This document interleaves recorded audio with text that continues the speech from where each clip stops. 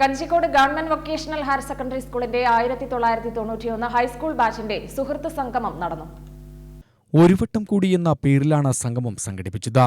പ്രണവം ശശി ഉദ്ഘാടനം ചെയ്തു.